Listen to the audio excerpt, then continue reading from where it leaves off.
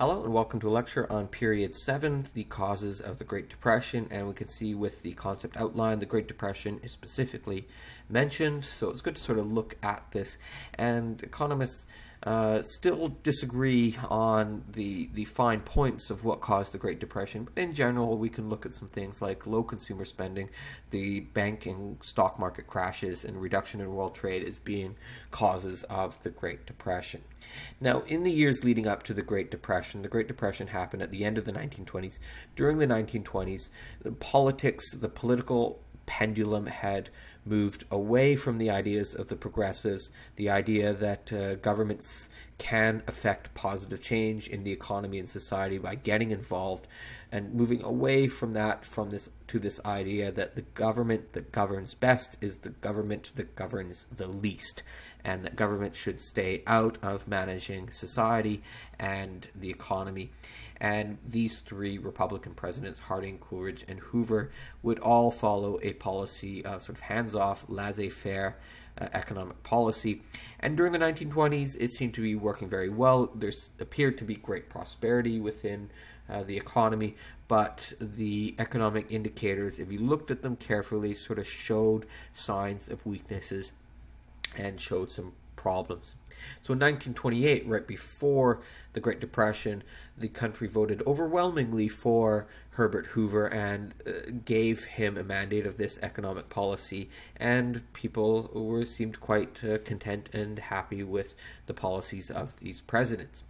But what goes up must come down, and with the economy, just sort of a reminder that the U.S. economy, this industrial economy, has been going through these cycles, and ones of prosperity, followed by recession, followed by depression, followed by recovery, followed by prosperity, followed by the cycle repeats, recession, depression, recovery, and prosperity, and repeat.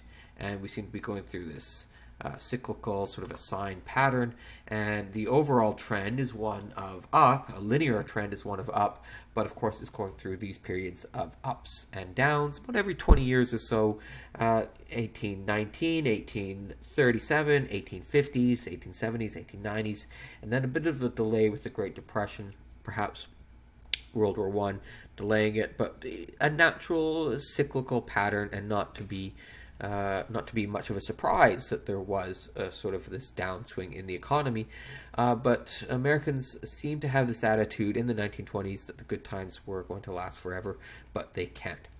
So our sort of thesis is that overproduction is high, consumption is not enough to meet the production, and meanwhile the financial world, the stock exchanges and the banks were poorly regulated and are leading to a bubble that's going to burst at some point, in which it did, and the whole system sort of came to a crash.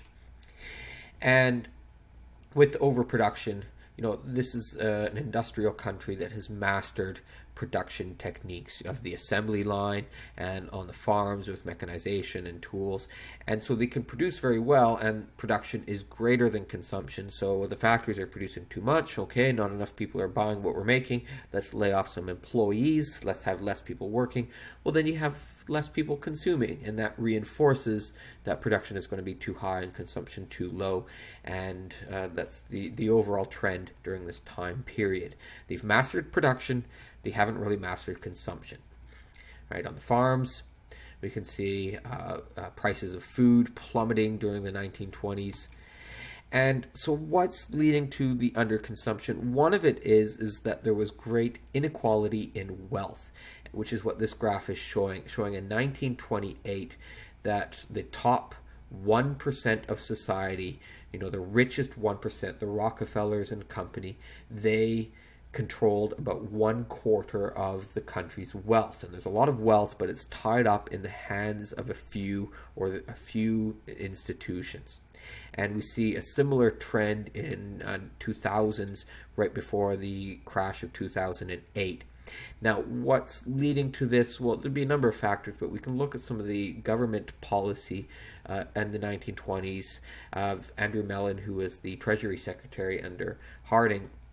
His tax cuts, which major tax cuts to the wealthy, which provided a lot more wealth to the wealthy, thinking that they would then invest that money back into the economy, but much of it gets tied into stocks and banks and capital goods, and where the money, the wealth is not, is in the pockets of the working class and the middle class, who then, of course, do not have much money to purchase consumer goods. Similar economic policy of Reagan in the 1980s, and if we look at this, go to this graph again, we can see 1980 right here is when Reagan comes in. We can see that inequality started to rise in the time period after that economic policy. And so with this uneven distribution of wealth, we can see it in this pie chart here, that there's not enough money, as I said, in the pockets of the people who might be able to purchase it. And so factories continue to make goods, but there's fewer people purchasing them. Now, how could they purchase it? Well, a lot of people were buying things on a new idea called credit, that you can go into the store and buy now, pay later. And so they're borrowing money from the stores, from the banks, to purchase cars, homes, farms, stocks, and other things. But they're doing that sort of early on in the 1920s, and then finding, I've bought too much, and now I've got this debt to pay off, so I'm going to slow down and not purchase as much so I can pay off the purchases I made before. And so consumer spending slows down as the 1920s goes on, as people have accumulated too much personal debt and slow down their spending. And banks, have a lot of money that they would like to invest out, and so one area to put it on is into the stock market. We'll get to that in the future, and soon. So consumer spending is down. They have less money with wages sort of stagnating, and living on credit and buying goods on credit. A lot of easy credit, but then of course you got to slow down with that. So then the stock market was going up. This is showing the stock market in the 1920s. So what's going on here? Why is it that if production is too high, consumption is too low, but the stocks, the value of companies going up, that doesn't seem to make sense, which gets to the problem of an unregulated stock market. And so this question, if there's so many structural problems in the economy, why were stocks rising? Which looks at, how publicly traded stocks worked then and now. Back then, companies did not have to share information about how they are doing. And banks could purchase stocks with your deposits. You go put $1,000 in the bank can then take that $1,000 and purchase it on stocks, which would be something that they can't do today. And then people who own, say, the one stock could manipulate and sort of cheat to artificially raise the price of that stock. So this was happening with, for example, RCA stock. RCA was the big company at the time, of new technology, of the radio. Think of it sort of like the Apple of its day. And so people who owned RCA stock, they would sort of team up with other people who also own a lot of RCA stock and sell it back and forth amongst themselves.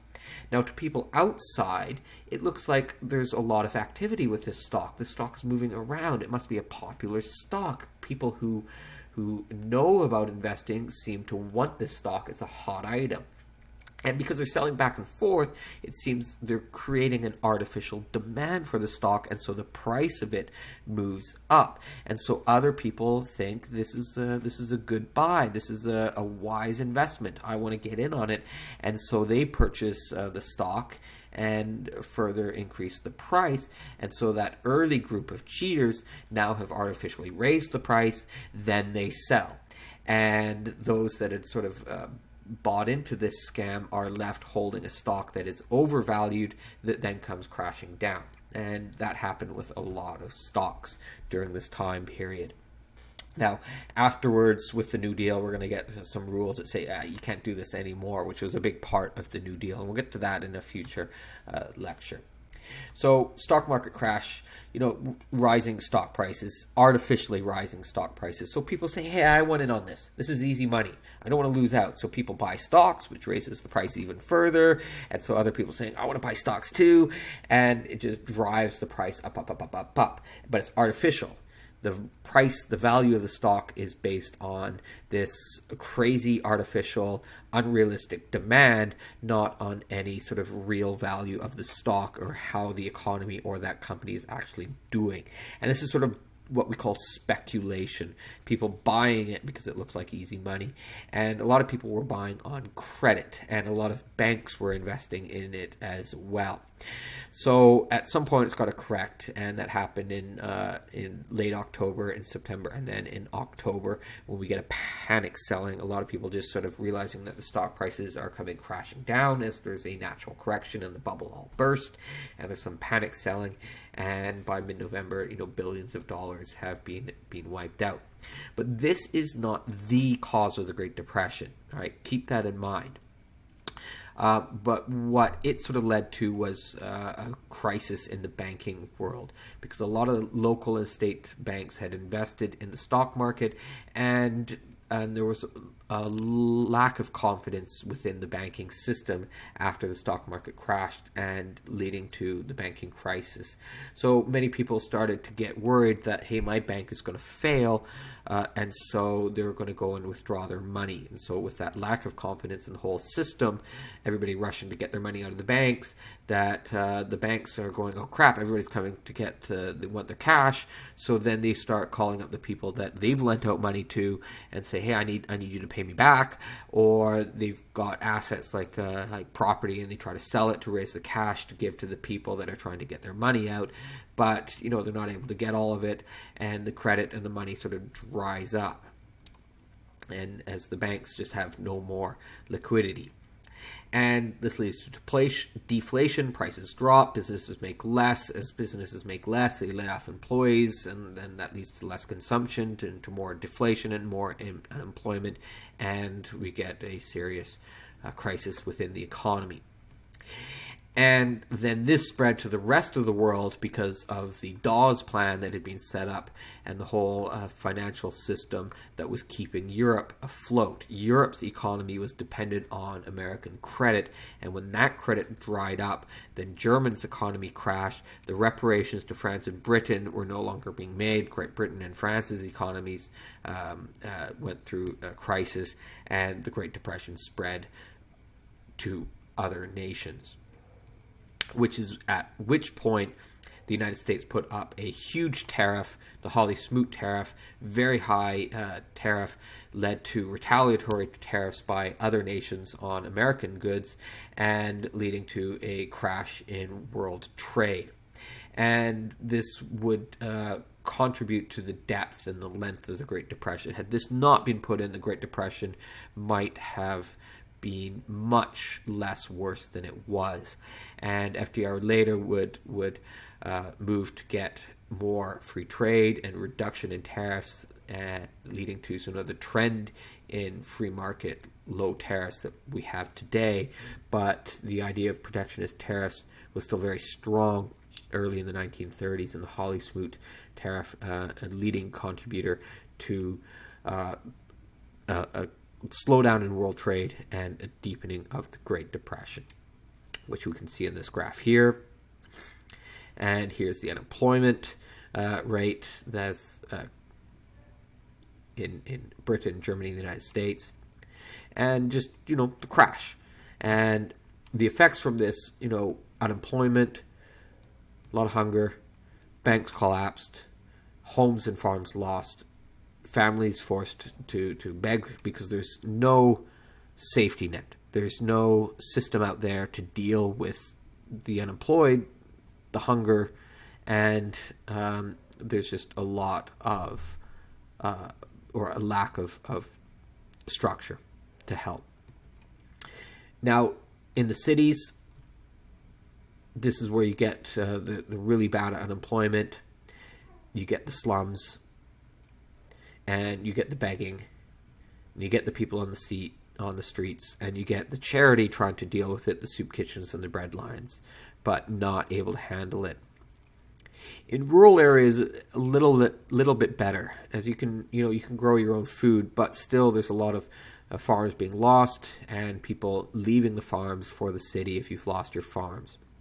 And it was at this time that we had one of the worst environmental disasters in U.S. history, the Dust Bowl in the Great Plains, as soil erosion, you can see with these dust storms leading to an exodus of people from this area and into the cities where there's already not enough jobs. Here they are on the road. Picture of one of the most famous pictures from the Great Depression. And this map showing where that was in the Great Plains. Now, men, they're used to the idea that they're the providers, and they're really having a psychological problem dealing with that of like, I'm no longer living up to my own responsibilities. And a lot of them just end up leaving and go wandering the country on the trains looking for work. And of course there is no sort of federal system of relief for this. For women, a lot of them are sort of suffering silently in the homes and doing their best as they can to manage the home economy. If they went outside to look for work, they'd face a lot of anger from men who are saying, the few jobs that are available, you should leave those open for the men. And a lot of women suffered quietly and in great difficulty within their homes. And for children, a lot of malnutrition. A lot of schools end up closing. And if you're teenagers, a lot of teenagers just sort of ran away. They would see the suffering that their parents, especially their mothers, going through and saying, look, I'm just going to help out my mom by leaving and trying it out on my own. And a lot of teenagers is leaving home in search of work, maybe a little adventure. And finally, just sort of social and psychological effects from this. Suicides up, more people in hospitals, a lot of people just give up in dreams. A lot more kindness to strangers from this generation. This generation would be known as a very kind generation, but also a very frugal, saving generation. A generation that is just very reluctant to spend money. And this would be felt by for quite some time. It would be evident for quite some time. All right, so we're going to wrap up there. That's sort of the causes and some of the effects of the Great Depression. And we'll follow this up with the next one of the New Deal. All right, thank you very much for listening.